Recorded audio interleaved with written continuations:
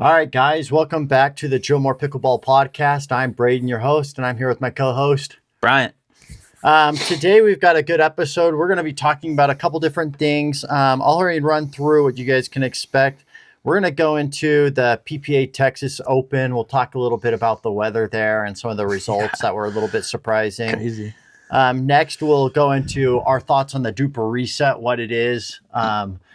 Do we think it's like a money grab from DUPR? Is this a good opportunity for players? We'll then go into some gear talk. We'll talk a little bit about the CRBN Barrage paddles. I've had a little bit more time with a couple different shapes, so we'll do some updated thoughts there on the CRBN Barrage. And then we'll go into the Vulcan Dark Matter, which is their hybrid paddle. We have some updates on that paddle, so stay tuned for that. And then lastly, we'll go into some pickleball questions that we have. And we'll play a little fun game that you and I have done before that I think our listeners will like. And then two, I think that they should try it. So we'll kind of get into it. The Texas Open. So this was in McKinney, Texas? Yeah, McKinney, Texas. We had some upsets this week, actually. Really good upsets, really good partnerships that maybe haven't been seen as much that I was actually I'm hoping in the future we're starting to see more. But yeah, there was some really good games. Well, in women's doubles, you had kind of this, in my mind, a Cinderella story. Paris Todd is established. Yep. But Alex Trong making her first championship Sunday Finals, in the U.S. because she made it in Asia before, but in the U.S. And she, to me, is like a player that I don't really think of like in the top 10. Yeah. So for her to like make it in, and maybe she's like right there, like the 10 mark, I'd have to like think about it, but for her to make it to the finals is huge. So one, kudos to Paris for being able to play so well, but then kudos to Alex Trong for being able to hold her own, because you know that she's probably seeing a lot of the balls this week. Yeah, if you saw their games. Well, and actually, I think she got more, obviously she was getting more comfortable the longer they played together throughout the week. But I thought she did really good for her first time. I mean, and there was a couple times between games they were actually switching Paris from left to right and vice versa. Like going like straight up almost? Oh, yeah, really? Going like straight up. And sometimes on defense, they were kind of doing the same thing. But mainly Paris was on the left. But yeah, for her first, I was like, this is a good take for both of them. Yeah, exactly. I think I am a big fan of Alex. I hope, have you watched at all her younger brother, Jonathan Trong?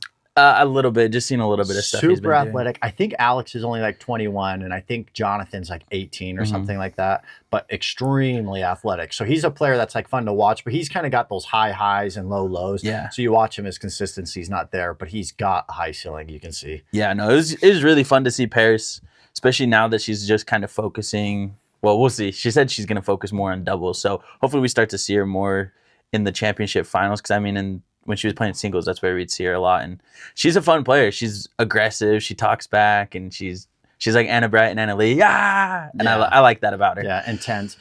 She's kind of in a weird spot, in my opinion, for women's doubles, because you've got some established teams like Anna Lee and Anna Bright, who are the clear number one. You've got Tyra and Georgia, who push them, and they're probably the number two team. And then you've got Catherine Parento and Rachel Rohrabacher. And I don't know if they're like planning on sticking with each other for the whole year, but it leaves Paris Todd out. Yeah. And kind of like that weird fifth spot if you're not counting Anna Lee and Anna Bright. Yeah. So like I know Paris has run tournaments with Tyra, but it seems like Tyra and Georgia are more of I feel like they're going to be stick. Yeah. And I think it'd be kind of interesting seeing Paris with like Rachel on the right.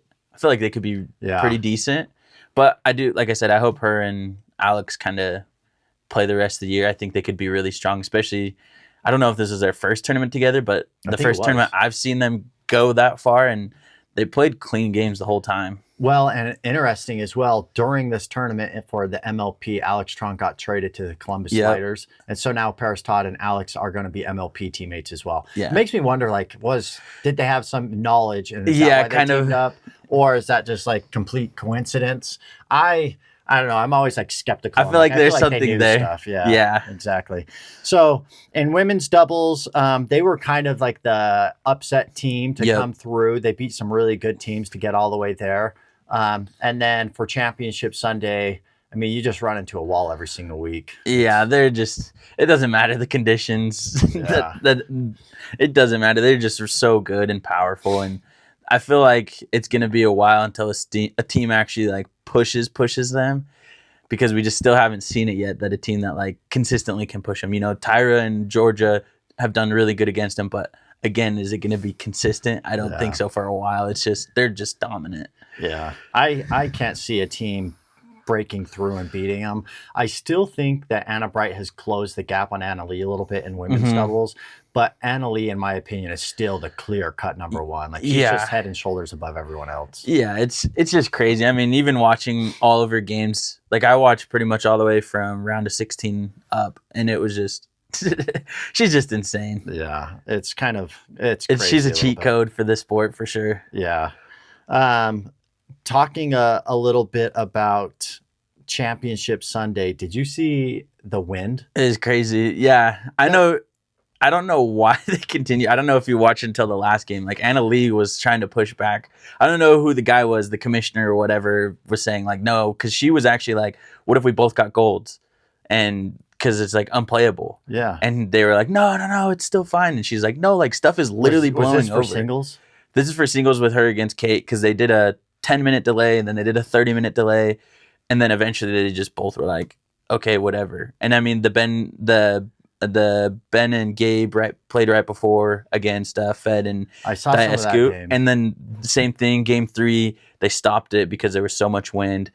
Ben ended up convincing them to just be like, dude, let's just play it all out. And so it was getting horrible. I mean, the whole week it was pretty windy, but yes, their championship was crazy. It makes me, so they had gusts up to 40 miles per hour. It makes me wonder, do they need stricter like weather policy? Because so I'm a huge fan of pro pickleball. I like to watch, like, especially on Championship Sunday, I like to watch those games. I ended up turning off the match in men's doubles because you lose all the strategy. When I saw Ben and Gabe standing at the net trying to just bunt every ball back so it didn't go flying out. Yeah, they're slicing. And then you have Andre Daescu and Federico Straxer just driving the ball at them over and over and over again because they know that they have the wind against them, so they can just hit their hardest and it's always going to stay in. It just felt like you lost all the strategy of the game and it was no longer like entertaining for me. And so I can't imagine someone that doesn't understand pro pickleball tunes in and watches it and is like, ooh, I'm going to watch this because this looks entertaining. It just, I feel like I don't know what you do in that situation. I think outside of prepping ahead of time and like getting like an indoor facility as like a backup. That's what I was going to say. They have to have a backup. I mean, they even said it at the end, like, oh, thank you for coming out here to the crowd. But I think especially the last couple of tournaments, we've been seeing more wind. I don't think we've been getting up to the 35, 40 mile per hour like we did here in McKinney. But they definitely need to have a backup because, I mean, even game 2, Fed and Daescu push them to 10, 12. It's not like they were just blowing them out of the water. And then to get stuck right at the end with the gust of wind, it was almost upsetting. Like you said, as a viewer, like I watch pickleball every time it's on, and it's like, maybe they're still going to lose, but there was more, I think, for them to give if their wind wasn't there. I think the games would have been, the third game would have gone longer. Potentially they could have won because they pushed Ben and Gabe to 10-12. The second game, I don't know. I wish they would have had something because I felt like it was like, oh, let's just get the tournament over with. Yeah, I didn't, honestly, I thought it kind of ruined it a little bit in my opinion. Going into mixed doubles a little bit, so you finally got the rematch of Ben Johns and Anna Lee Waters versus Hayden Patrick and Anna Bright. Did you watch that? Yeah, that was a good match. They're just powerful. I just feel like they have so much chemistry that, I mean, not that Hayden and Anna Bright don't, but the chemistry between Ben and Anna Lee is just so strong. I mean, I don't know if something different was going on today. I felt like throughout the whole tournament, Anna Lee was pushing so hard on the left side with whoever poaching. Of switches, right? Tons of switches. I mean, that's the most I've seen with Anna Lee. Like, I think there was literally like 8 switches I counted in that whole game. Yeah. And I'm just sitting there, I'm like, is there like something from the last game she just really doesn't want to lose to them, or what was going on? Well, I know that the last tournament, so she lost 2 tournaments ago to them, got swept, right? So then the next tournament, which was last tournament, Mhm. she had prepped all week to be able to play Hayden and Anna Bright, but they ended up getting knocked off before the finals. So Yeah. they didn't get that opportunity to kind of have redemption in a Yeah. way. And so then finally they get their rematch 2 weeks later, or 2 tournaments later, I guess. Mhm. And to me, I always find this funny because everyone goes off like recency bias. Mhm. And Hayden and Anna Bright beat Annalie and Ben. And everyone thinks Hayden now is the clear-cut number one best player in the world. He's better than Ben Johns. Ben Johns has been dethroned. Hayden Patrickquin's the new king. And I'm like, I think when he's playing at his absolute peak, Hayden Patrickquin can be the best player in the world. But he can't play at his absolute peak all the every time. And Ben maybe doesn't have the highest ceilings, but he's got like the highest floor. And you're going to get what you get from Ben Johns the past like 4 or 5 years. So when they beat him today, I was like, it just goes to show like everyone freaks out over nothing. They're like, Annalie needs to leave Ben Johns because she's never going to win another title with them. I'm like, who are you guys? Like, Ben Johns is going to keep winning his mixed tournaments with Annalie Waters. And if Annalie Waters leaves Ben Johns, he's going to go grab the next best girl. And guess who's going to start winning mixed? Ben Johns and that next partner. And Annalie Waters is going to start getting silvers, and she's going to be pissed. Yep. Yeah.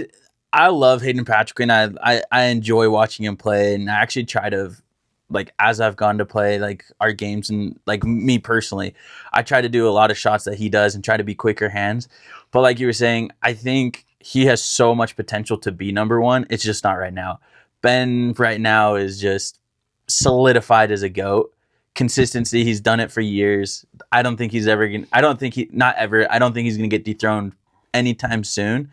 I still think he's got a while before that starts happening, where even in men's that you're starting to see him being pushed more, because we're still not even seeing it. I mean, he's still double crowning every week, every tournament. And Hayden, they beat him every so often. It's not like a common thing, but yeah, I think there's mad potential there. And like you said, if Ben lost Annalie, I think he'd go pick up Anna Bright or something and just, all right, because Annalie would probably go to Hayden. Anna Bright has no one, and I think he would just be number one with Anna Bright. Yeah, exactly. He's just too good.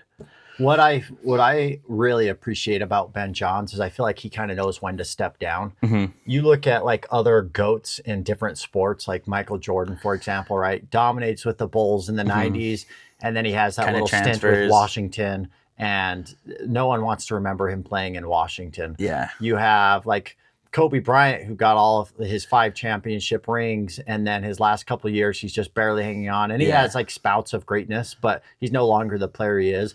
So Ben in singles, right, was by far the GOAT, winning everything. And then you start to see him lose, and then he backs away from it. Mm-hmm. So then, in my opinion, you almost think of Ben in a better light, because your last memory of him was dominating and not losing every like round of 16 for the next 5 years while he keeps trying to hold on. Yeah. And so I think when you see Ben Johns start to pull away from the sport is when he knows that he's no longer like a top 3 male in the sport, and you're going to see him like pull away from the sport. So I think realistically, I think he's like, what, 25 years old? No, we're the same age, 26. He's 26. 26? Yeah. So this is my hot take. I don't think you will see Ben Johns consistently play in PPA tournaments past 28. So 28, I think will be like his last like full year.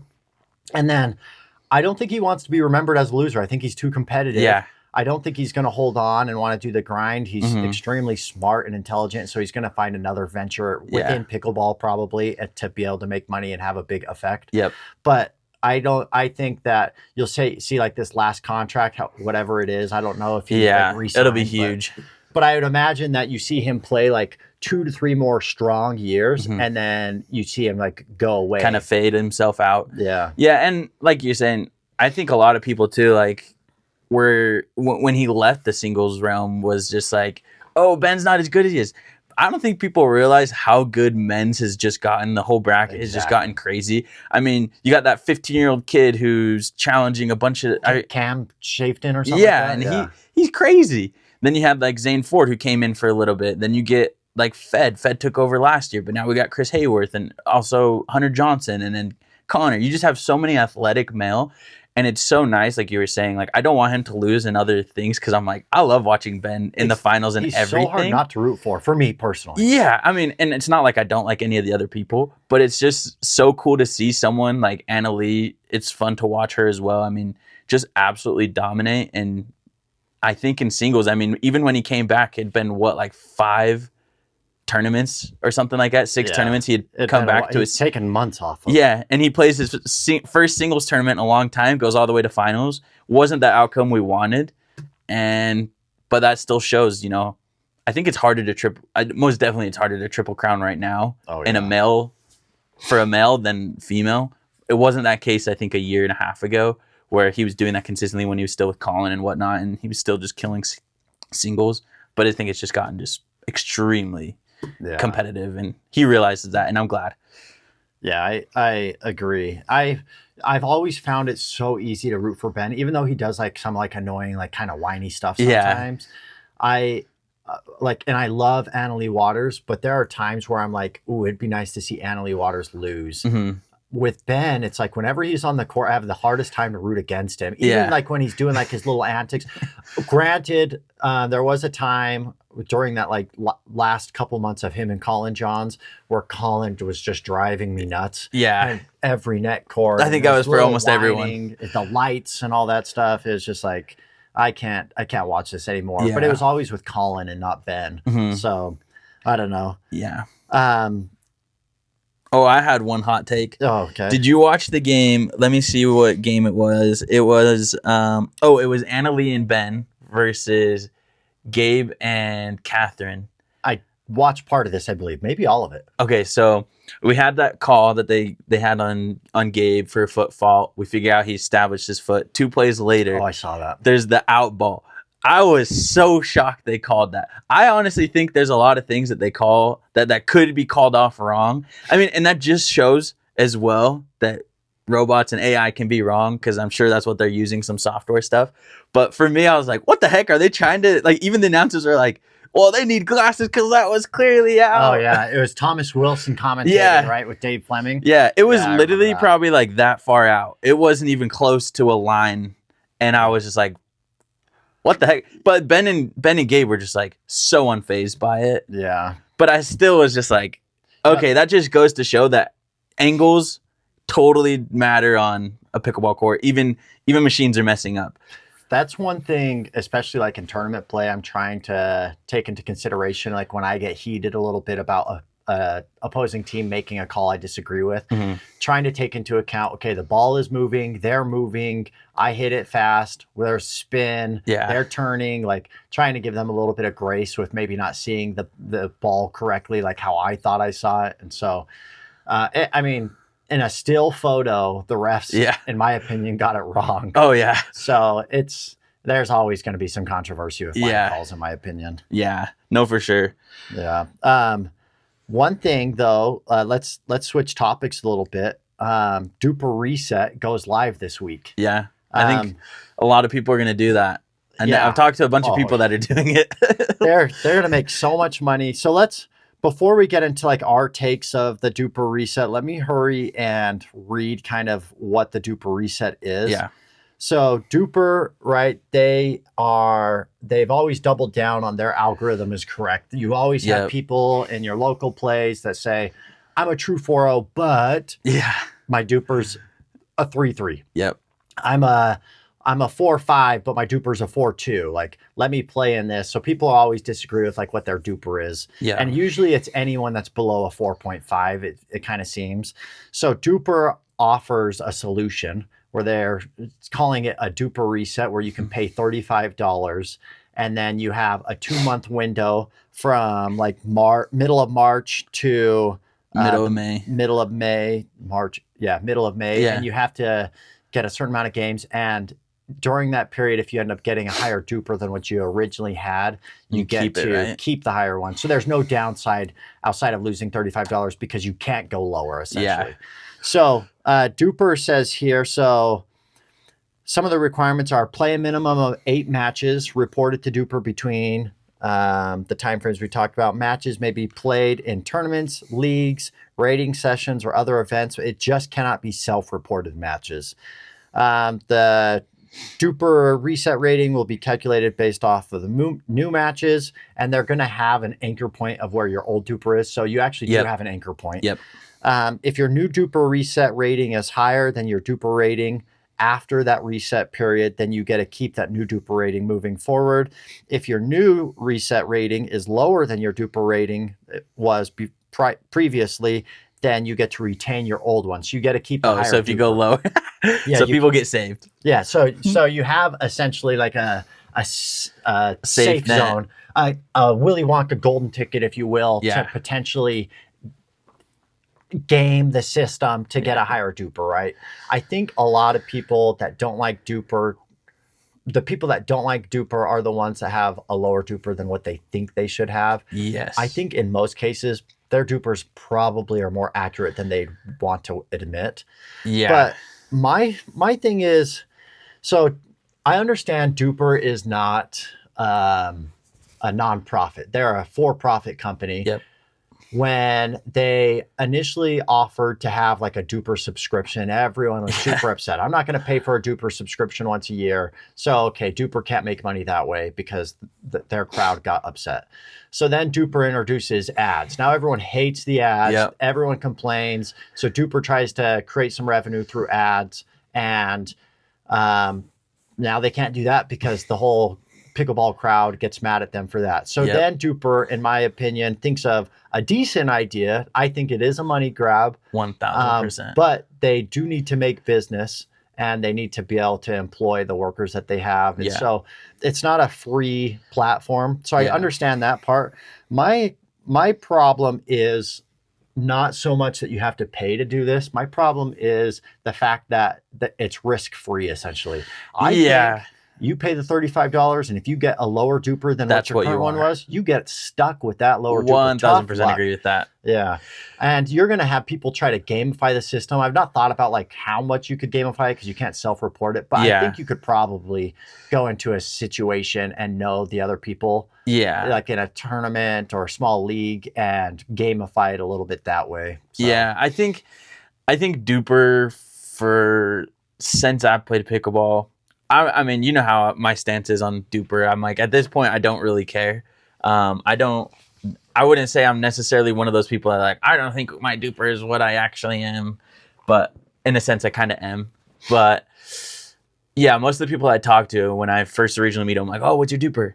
And they'll say 4 or 5. And I'm like, yeah, bull crap. As soon as I play them, I know they played 10 games and maybe got into a 4 or 5 originally. And then you look at their, what is their little score? It shows their like reliability. Their reliability. You see their reliability and they're like a 3 or a 5. You're like, yeah, this dude peaked, didn't want to play anything. And that's just how it's been. Because a lot of people will do those tournaments now where there's so many sandbaggers, and this bothers me. I don't know if it's like anywhere else, but in Utah, there are so many sandbaggers where you go to like a park tournament and you're in a 4-0 and they're like, they come in and you're like, yeah, this dude's clearly not a 4-0.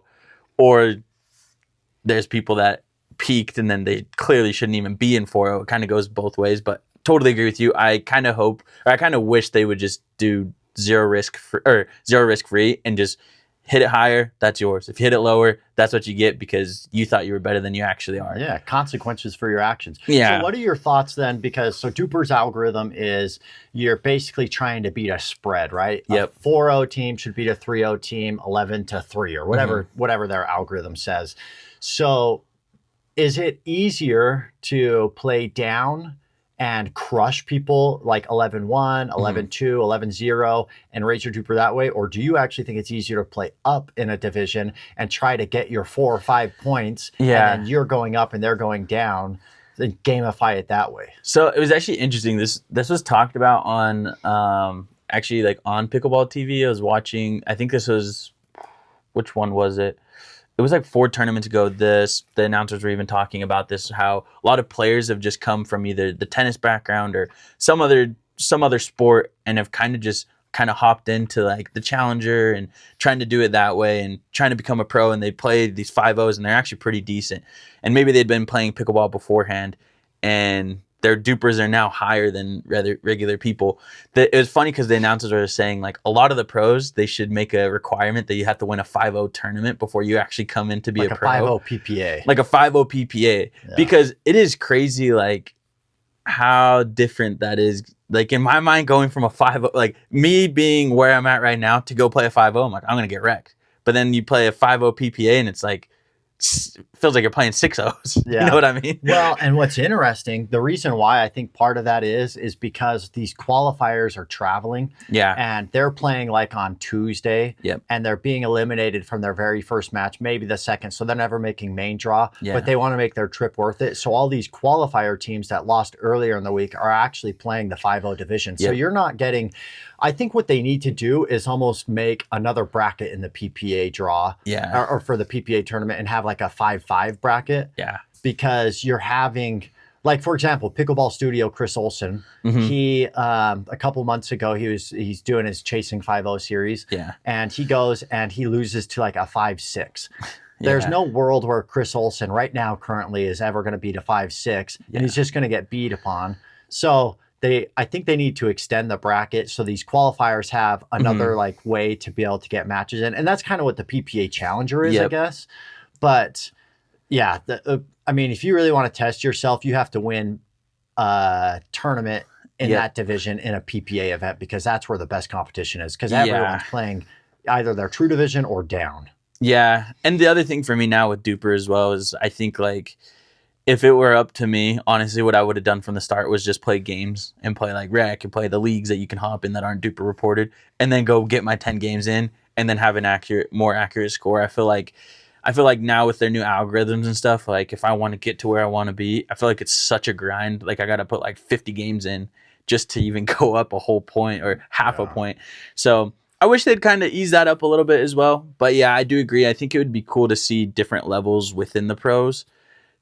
Because I think we'd get more people going up. I think just playing straight up, you're a 5-0 wanting to go pro or thinking you have a chance and then you go and play a 5-8, whatever you're 5-5. It is disheartening, you know, because it's like you pay $100 and something just to register. And it's like, I feel like that's a lot of the reason we don't. I feel like there's a ton of good players out there that could be amazing and potentially go pro. I just think they don't have the means to do it. I feel like it's like harder nowadays than it was couple years ago coming into it. Yeah, exactly. So I guess I guess another like positive before we switch topics is I was thinking about like data points, how much DUPR has in data for as far as entered games go. Most people don't enter in DUPR games super frequently because they usually guard it. Yeah. But I'd have to imagine with this DUPR reset, you're going to get a lot of players that haven't played a ton of DUPR games, enter it, and then you're required to do at least 8 matches. So let's be on the conservative side. Let's say 5,000 players end up doing the DUPR reset. And they have to get a minimum of 8 games. They are now getting 40,000 extra data points for their algorithm to improve. Yeah. Now, I actually think it'll probably be like closer to like 10,000 players. So you're going to get 80,000 extra games entered in, which is going to help strengthen the DUPR algorithm. Hopefully, right? If it's a good algorithm, who knows? Right now, I feel like it's so easy to go down right now, and it's really difficult to go up. Yes. And maybe that's me needing to drill more and go and play better than what I think I am, maybe. But so I think. One, they're getting a lot of money. So DUPR's positives are they're getting a lot of money out of this. And then the data. And then they're getting a ton of data points. Yeah. I hope we see something with it. Like I didn't even think about it that way, but that should be a huge help for them. Oh, tons. Because I never, like I hardly do DUPR matches right now because I'm like, well, I actually don't really care. Yeah. Doesn't matter what my DUPR is. I kind of wrote it off at the beginning of last year when I had that thing happen. And maybe for another time we'll tell the podcast what happened. But that's kind of irrelevant into the back of my mind right now. But we are getting ready to do that cross club league here. Yeah, this will be cool. And so those are going to be DUPR reported. So it'll be interesting. I'm going into it not really concerned with like if my DUPR goes up or down. Like really what I want to do is ultimately win the league. I just want to win the whole thing. And so that's my main focus. And it would be a benefit on the side if I can increase my DUPR. And I mean, believe that I'm going to be conscious about it, but I'm not going to be like, if I win a match and I go down, I'm not bummed about that. I just wish that I went up. Like I still would rather prioritize winning the match, even if it's a close match, versus like maybe losing and I went up on DUPR. Yeah. No, I kind of wish they did more of this. I'm glad that they're doing this, and I think we're going to talk about it later because I don't think that's what we're going into next.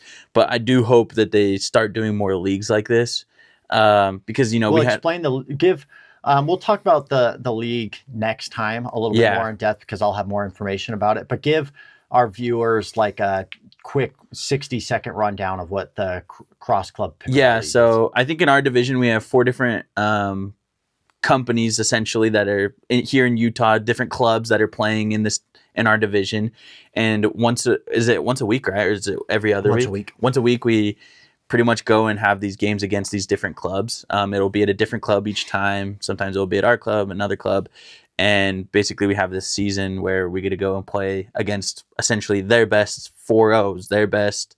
I think the bracket's 4-0s and 3-5s, right? 4-0 to 4-5. 4-0 and 4-5, yeah. So I think, and we had tryouts and everything. It's set up exactly like a team sport. You know, not everyone got accepted. I hope this is something that we get to see, like what playing other 4-5. I don't feel like you play true 4-5s quite often. So again, we'll see with the DUPR if there's a lot of people that just kind of peaked and stayed there and they've actually gotten better, or maybe they've gotten worse.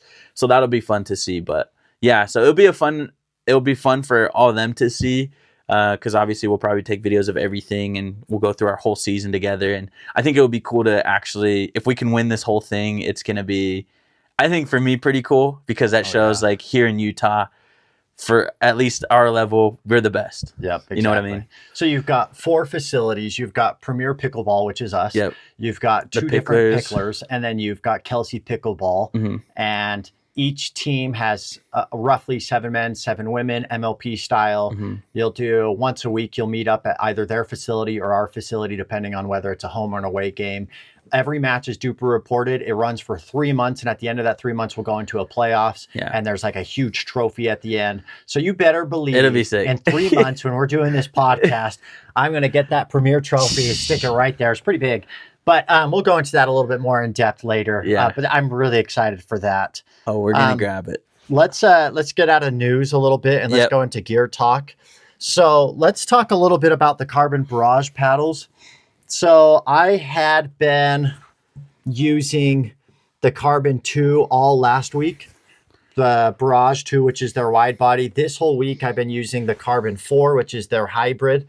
And I just wanted to do some updates on it. This paddle, it's interesting because I really enjoy the feel of this paddle. It's kind of dense.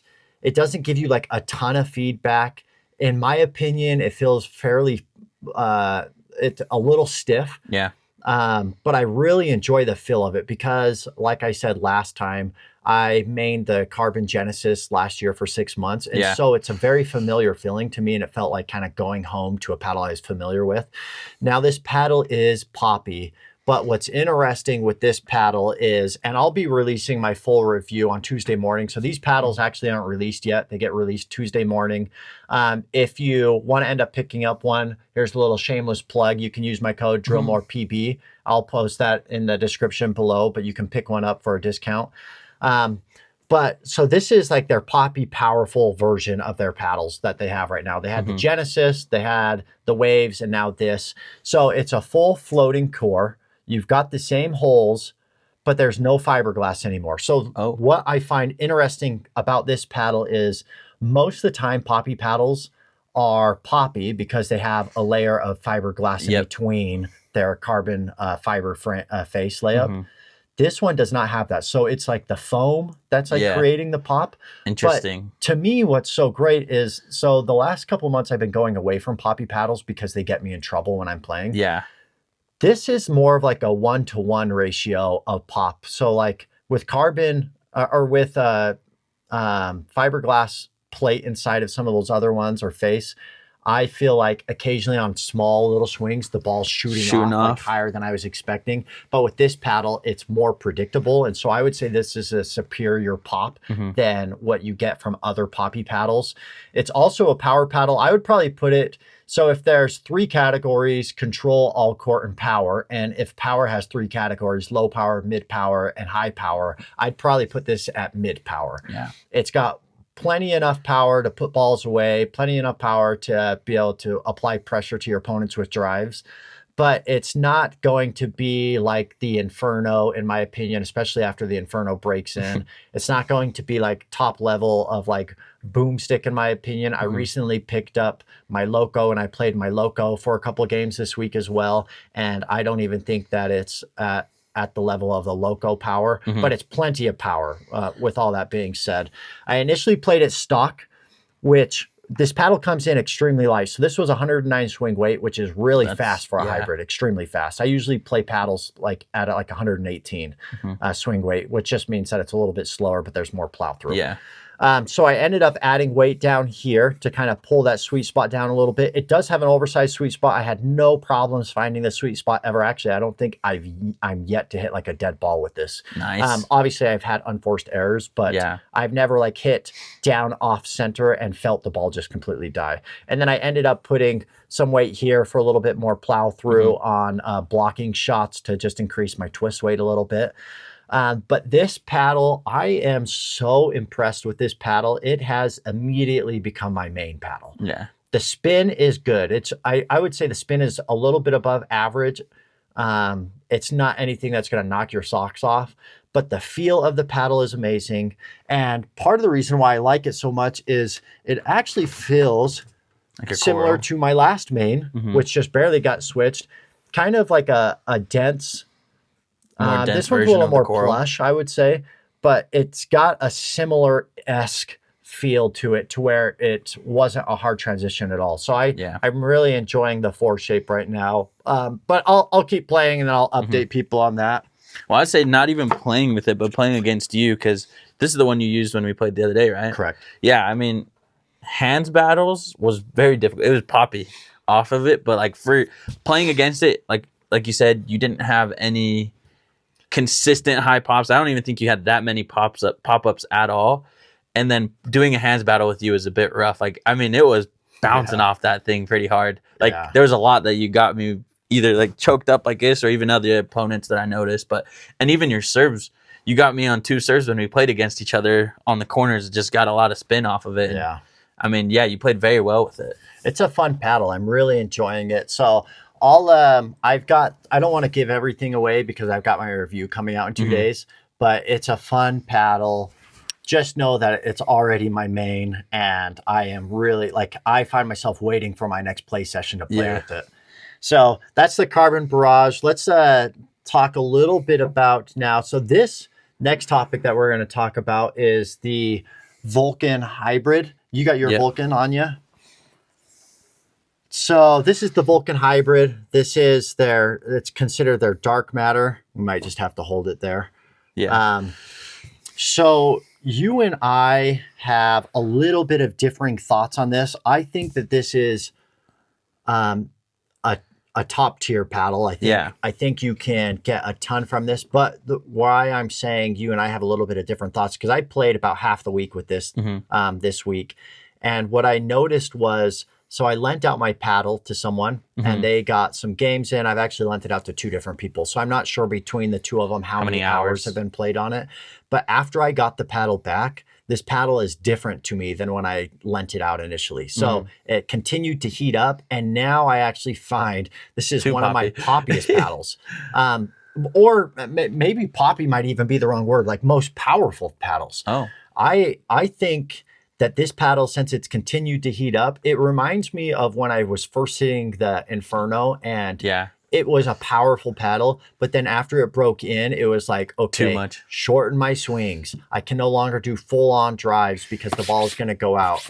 I do have a little bit of weight on the sides to add a little bit of stability and plow through, but I was talking to you. You haven't weighted it up. I don't think your paddle has as many hours as mine does. No. But what are like your thoughts right now? Because mine has continued to heat up.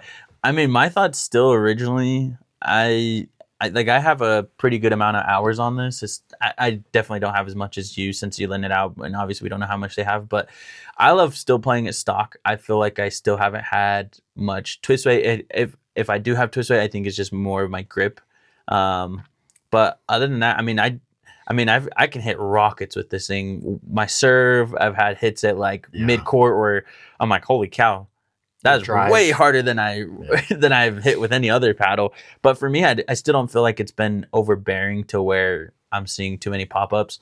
I did have a couple games this week where more on the outsides, like here and here, where I might want to open up the sweet spot where I did feel like they were getting some dead dinks. And that's probably the only thing. But I don't feel like necessarily I've gotten too much power or less of it.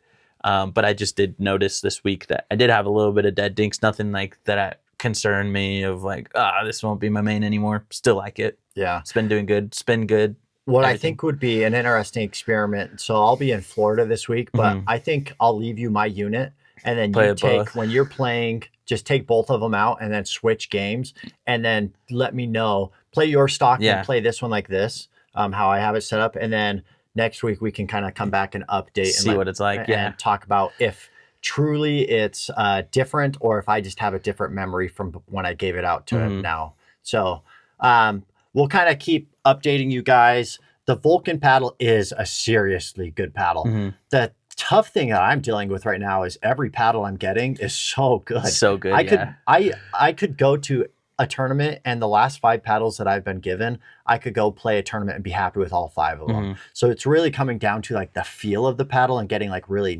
nitpicky. Yeah. And that's where the Barrage is winning it for me, is the field is just something that I'm so familiar with that I enjoy playing with.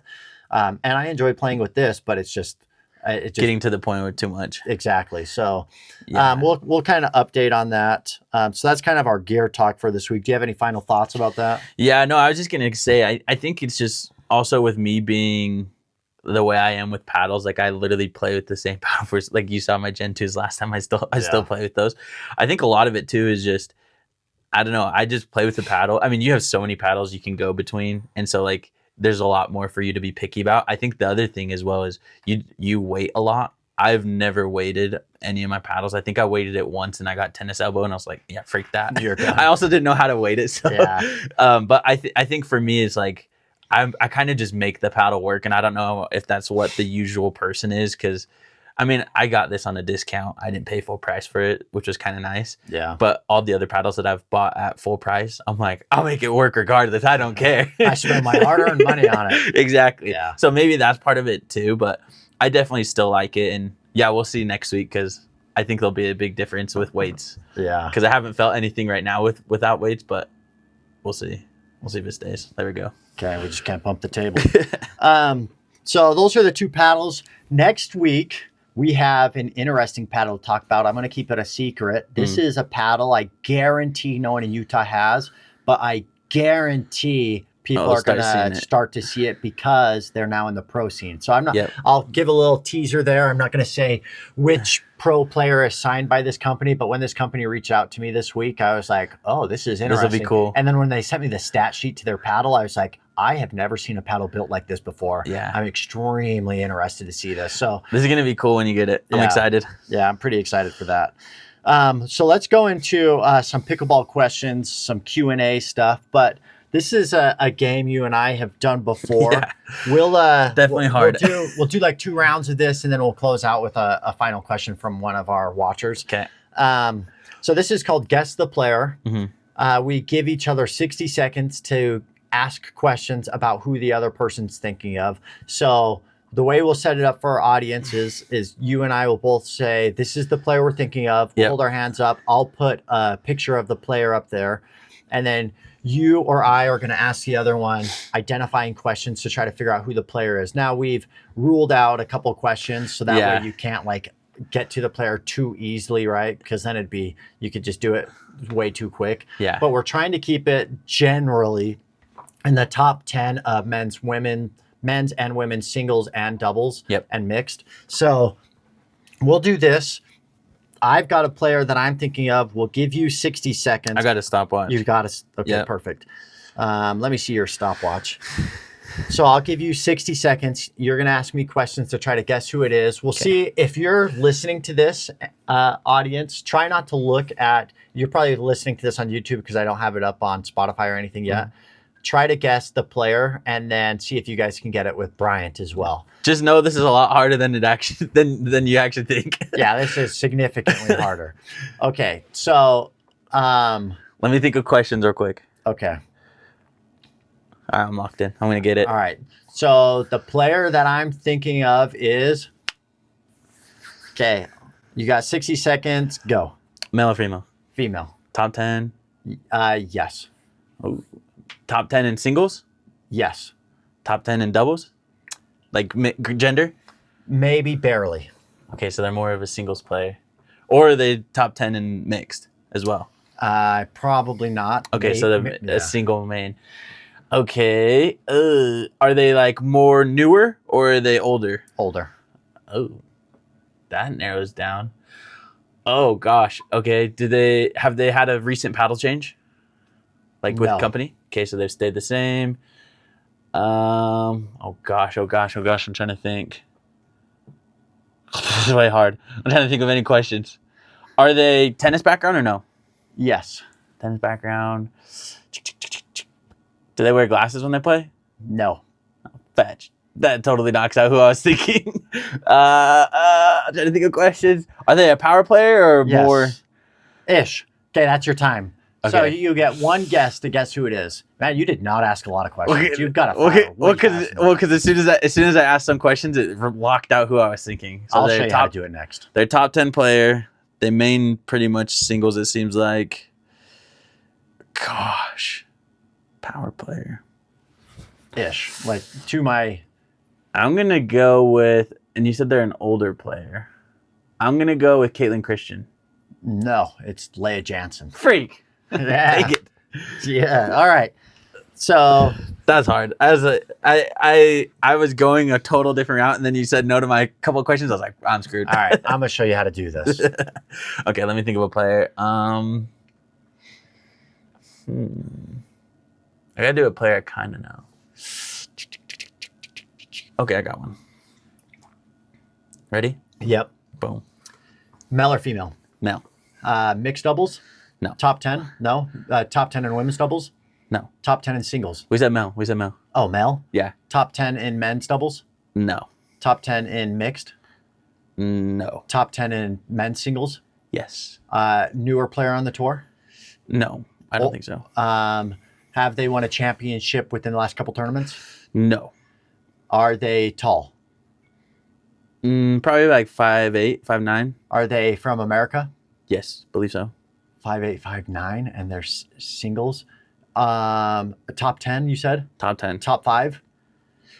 I think. Okay. He's on the border. Okay, is he great with his backhand? Yes. Okay. I gotta even go the whole way. Connor Garnett? Yeah. Yeah. What did I time? 49. Yeah. That's how you do it. You got to ask questions fast. You got to. Okay, we'll do 2 more rounds. One for you, one for me, and then we'll get going. All right. Okay. So, we didn't do the player he's thinking of is. Yeah. Okay. So let's see real fast. All right. Let's go ahead and do. Okay, I've got a player. The player I'm thinking of is... Okay. Okay, on your marks, get set, go. Male, female? Male. Top 10 in all 3 or... Yes. Okay, he's top 10 in all 3. Is he tennis background? Yes. Tall? Probably not. I don't think so. Probably not. Like maybe average. Have they medaled the last couple tournaments or no? Yes. They medaled in 2 of these events or 1 of these events? 2, I believe. Okay. You said they're top 5? In what? In the 3? In what are they top 5 in? Mixed or men's? Top 5 in... It's yes or no questions. Okay, top 5 mixed? No. Top 5 men's? Yes. Double or singles? Yes. Okay, so and they have medaled. I don't even need it. I think I know who it is. Okay. 50 seconds, 10 seconds on the clock. If I get this wrong. Okay. Who is it? I think based off of what you said. Oh, wait, you said they weren't tall, huh? No. Okay, actually, I'm gonna go with. No. You're good. You're good. I'm gonna guess. Give me 1 second. Because 5 seconds. That just threw me off. Dang it! I thought you said they were tall. Okay. Okay, I'm locking in my answer. My answer is wait. Times my last thing. You did say they medaled in men's and singles. Yes. Okay. This might be wrong. I think it's Alshon. But no. What? No, Alshon's tall. He's tall. Fetch. It's Federico Strachard. I was gonna say Fed. Fed was my other one, but then I was like, did he medal? Ask, like, what did he medal in? I forgot. What he men's doubles. Oh crap! Yeah. Oh, and then he won gold today in singles. I was thinking he took silver in men's doubles. He was my first guess, and then I got lost. Okay, that's way hard, bro. I'm last time I did way better. Time I did way better than you, but this time I'm sucking. All right. Okay, last round. Okay, think of a player. Make it good. Okay, I got to look up where this guy's from real quick, just in case you ask me, because I have. Well, now I know it's not America. That's all right. Or he could be, and I might just be throwing you off. No, you're definitely not. All right. The player that he's thinking of is... Okay. Okay. Let's go. Male or female? Male. Singles?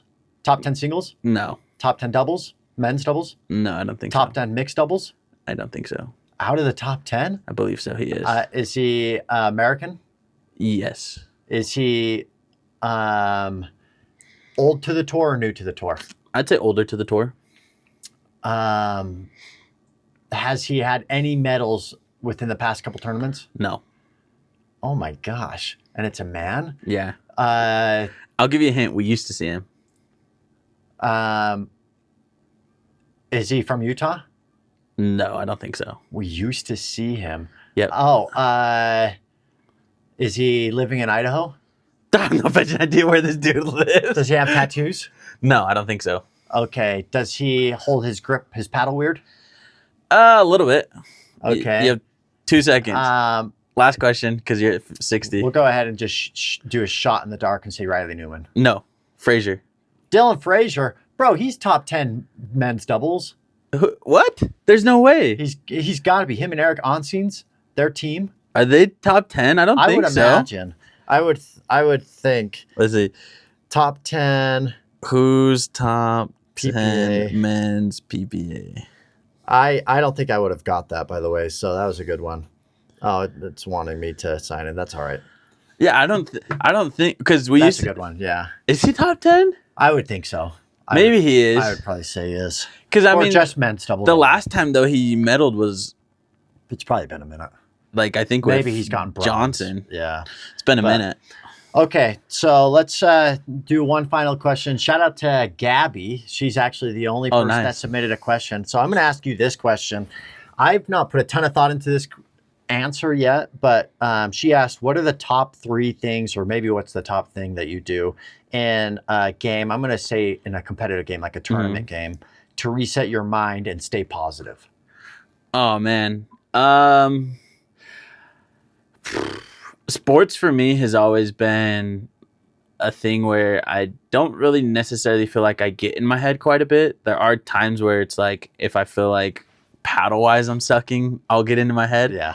Or just bangers. I hate playing against bangers. You know that. But I think generally my thing that I've started doing recently, I mean a lot of players do it, is I just go back and tap either the back wall or the fence or whatever it is. Physical reset. It's a physical reset for me that, hey, next play, I don't care what had just happened. I don't care how bad my shot was or how bad I'm playing. I'm just worried about this next play. And that for me is always, like recently, has just been a massive change in my mind.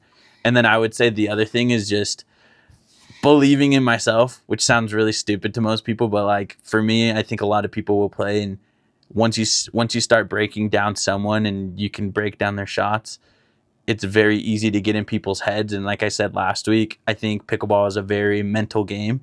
So I've tried my very hardest to never show anyone like I'm in any way emotional at this point because I'm doing bad or my shot is horrible or whatever. I still go in the fact, and I mean, you've seen me play recently a lot more. I'm pretty straight faced. I don't have much emotion. Like I'm not a That is not me. Yeah, that's him. But I used to be totally different. Yeah. I think just with pickleball, I'm just like I don't know many people in the community, and I'm just like whatever. When we have played other tournaments and like when I'm playing against you, I'm way more vocal. Yeah. It's so different. But yeah, that's kind of just my mental resets. Is just keep moving forward. Doesn't matter. I think for me, so I have to break down this question for tournament play versus rec play because I've become frustrated in rec play.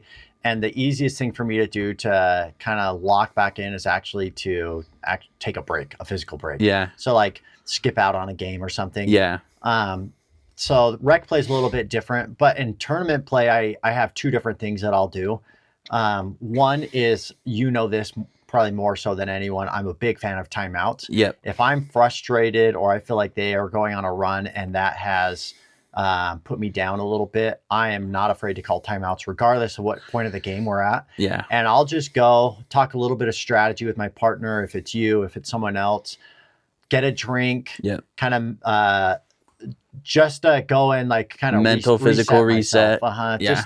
Just remove myself for just like 30 seconds to a minute to where I can just kind of be by myself for a second. Mm-hmm. So that's one thing. The second thing I do actually, and this one can get maybe sometimes embarrassing after the fact. In the moment, I'm never thinking about what people are thinking of me. Yeah. But afterwards, maybe I'm like, I probably looked a little weird during that. But is I talk to myself. Yeah. You've seen when things get tight and down to the end of a game, mm-hmm. especially when you and I are in a tournament. Yeah. And I start to physically talk to myself. Yeah. I'll start, fight, Braden, play better. Let's go. Hit it harder. Let's go. Come on. Yeah. So, and usually that's coming out when I'm a little bit frustrated and there's tension. Mm-hmm. And I think players see that and they're like, ooh, let's go to him. But I'm actually channeling that into, that ends up making me play my absolute best. Yeah. So when you see big players like Annalie do that every time she goes down in 2 points, fight, Annalie, let's go. Yeah, exactly. I say that. I say athletic stance. Like, come on. Like I'm physically reminding myself to do the small things because I have to do that to reset myself. So talking to myself and timeouts, I would say when I'm in a competitive environment. Yeah. Now in a rec play, things change. So those aren't really relevant in that because I'm not going to sit there and yell that stuff during rec play. But in a tournament, I am all out. I want to win. I don't care what I look like as long as I get the W. So I would say one thing though, going off of, I mean, you and I haven't played a tournament in a while, but I'll go base it off of our last couple tournaments that we played. I would say a team mindset that we have together, and this is for probably any sport. But if we get cheated in any way, whether it's really off the beginning, someone calls just a horrible line call. I don't usually call line calls unless I'm 1000% sure it's out. But in tournaments, especially at the beginning, it will bother me, but it doesn't bother me that bad unless it's so bad. And we've had tournaments before where they've called it out and we're both whoa, there's no way. Yeah. And he'll be more vocal than me. And then I just lock in my mind. I'm like, F these guys, they're losing. Yeah. And we've just gone on total rampages where they don't score a point the next, the rest of the game. And I think as a mental mindset as well, you and I have both done, like you were saying, I'm more of a take a time out. I kind of just do my own thing and I just listen to what you say. But we've both gone back and we can reset pretty well. We'll be like, you're an idiot or something like that, or stop doing something like that. We're brothers, so it's super easy for us to not, we could yell at each other and cuss at each other and it wouldn't faze me. After the game, I'm just it's whatever. Yeah, whatever.